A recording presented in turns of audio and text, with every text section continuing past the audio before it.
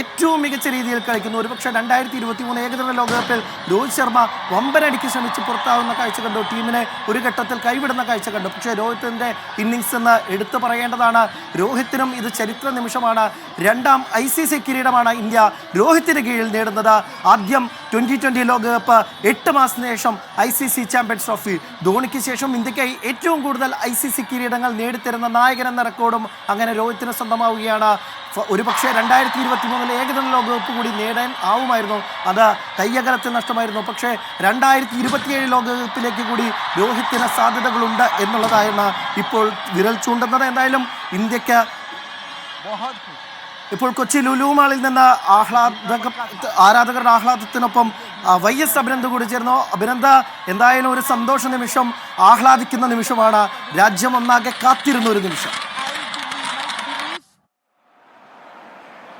തീർച്ചയായും അനിൽ സൂചിപ്പിച്ചതുപോലെ രാജ്യം ഒന്നാകെ കാത്തിരുന്ന നിമിഷത്തിന് കൊച്ചിയും സാക്ഷിയായിക്കൊണ്ടിരിക്കുകയാണ്. പൊരുതി നേടിയൊരു വിജയം എന്നാണ് ഇന്ത്യൻ ആരാധകർ ഇപ്പോൾ പറയുന്നത്.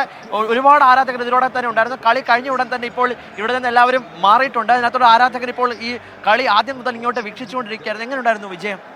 വിജയം ഒന്നും പറയല്ല, വിക്ടറി, ടീം വർക്ക് തന്നെ. ആദ്യം കുറേ വിക്കറ്റുകളൊക്കെ പോയി. നമ്മൾക്ക് ആദ്യം എല്ലാവരും ടോപ്പ് ഓർഡേഴ്സിൽ രോഹിത് ശർമ്മയും ഗില്ലും നല്ല പാർട്ട്ണർഷിപ്പായിരുന്നു. ബട്ട് അവർ ഔട്ടായ ശേഷം നമുക്ക് കുറച്ചൊന്ന് ടെൻഷനായി. പക്ഷേ കോഹ്ലി സ്റ്റാൻഡ് ചെയ്തില്ല.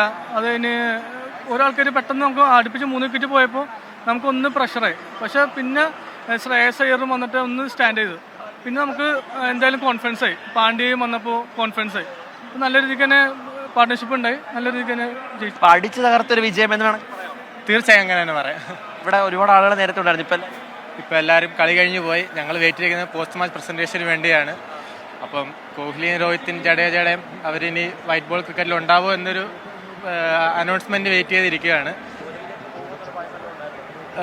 27 വേൾഡ് കപ്പിന് ഉണ്ടാവുന്ന ഒരു പ്രതീക്ഷയുണ്ട്. എന്നാലും ഈ ഒരു ഒഫീഷ്യൽ അനൗൺസ്മെൻറ്റിന് വേണ്ടി വെയിറ്റ് ചെയ്തിരിക്കുകയാണ്. എന്തായാലും അത് തന്നെയാണ്. അതിൽ ധാരാളം ആരാധകർ ഇതിനോടകം തന്നെ കളിയെല്ലാം കഴിഞ്ഞിട്ട് ഇപ്പോൾ സ്വന്തം വീടുകളിലേക്ക് പോവുകയാണ്. ലുലുമാളാണ്. കൊച്ചി ലുലുമാളിൽ തന്നെ ഒരുപാട് ആളുകൾ നേരത്തെ ഈ ആരാധകരായി ഇവിടെ ഉണ്ടായിരുന്നു. അവർ ആദ്യം ഒരു ചെറിയ ഒരു ഭയമൊക്കെ ഉണ്ടായിരുന്നു. കൂടുതൽ വിക്കറ്റുകൾ ഉണ്ടാകുന്നു, അങ്ങനെ അവർ പ്രതീക്ഷിച്ച താരങ്ങളൊക്കെ തന്നെ പുറത്താകുന്ന ഒരു സാഹചര്യം ഉണ്ടായപ്പോൾ ആദ്യം ഒന്ന് ഭയന്നിരുന്നുവെങ്കിലും എന്തായാലും 8 വർഷത്തിന് ശേഷം ചാമ്പ്യൻസ് ട്രോഫി കിരീടത്തിന് മുത്തമിട്ടിരിക്കുകയാണ് ഇന്ത്യ. അതിൻ്റെ ആവേശമാണ് യഥാർത്ഥത്തിൽ കൊച്ചിയിലും ഉള്ളത്. അനിൽ, തീർച്ചയായും അഭിനന്ദ, കൊച്ചിയിൽ മാത്രമല്ല രാജ്യത്തിൻ്റെ വിവിധ ഭാഗങ്ങളിൽ നടക്കുന്ന ആഘോഷ പ്രകടനങ്ങളാണ് നമ്മൾ കാണുന്നത്. എല്ലാവരും പൂത്തിരി കത്തിച്ചും ദേശീയ പതാക ഉയർത്തിയും ഒക്കെ തന്നെ ഈ വിജയം കൊണ്ടാടുകയാണ്. ആ ദൃശ്യങ്ങളാണ് പ്രേക്ഷകർ ഇപ്പോൾ സ്ക്രീനിൽ കാണുന്നത്. ഇന്ത്യൻ ക്രിക്കറ്റിനെ സംബന്ധിച്ചിടത്തോളം മറ്റൊരു സന്തോഷ നിമിഷം കൂടി വരികയാണ്. ഒരു ചരിത്ര നിമിഷം തന്നെ എന്ന് നമുക്ക് ഒറ്റവാക്കിൽ വിശേഷിപ്പിക്കാം. കാരണം ചാമ്പ്യൻസ് ട്രോഫി കിരീടങ്ങളുടെ എണ്ണത്തിൽ ഇന്ത്യ ഓസ്ട്രേലിയയെ മറികടന്ന് നേരത്തെ ഓസ്ട്രേലിയയ്ക്കൊപ്പം പങ്കുവച്ചിരുന്ന റെക്കോർഡ് ഇനി ഇന്ത്യക്ക് മാത്രം സ്വന്തം എന്നുള്ള കാഴ്ചയാണ്. 3-ാം തവണ ഇന്ത്യ കിരീടം നേടുന്നു. ഒപ്പം തന്നെ ഏറ്റവും സന്തോഷം നൽകുന്ന കാര്യം ന്യൂസിലാൻഡിനെ കീഴടക്കുന്നു. 25 വർഷത്തെ ഒരു കണക്ക് തീർത്തുകൊണ്ടാണ് ഈ കപ്പടിക്കൽ എന്നുള്ളതാണ് ഏറ്റവും സന്തോഷം നൽകുന്നത്. 2000-ൽ സച്ചിനും ഗാംഗുലിയും ദ്രാവിഡും ഒക്കെ ഉൾപ്പെട്ട ടീം ഒരുപക്ഷെ 90s കിഡ്സിൻ്റെയൊക്കെ തന്നെ കാത്തിരുന്ന ആ പോരാട്ടത്തിൽ ഇന്ത്യ കീഴടങ്ങുന്ന കാഴ്ച കണ്ടു.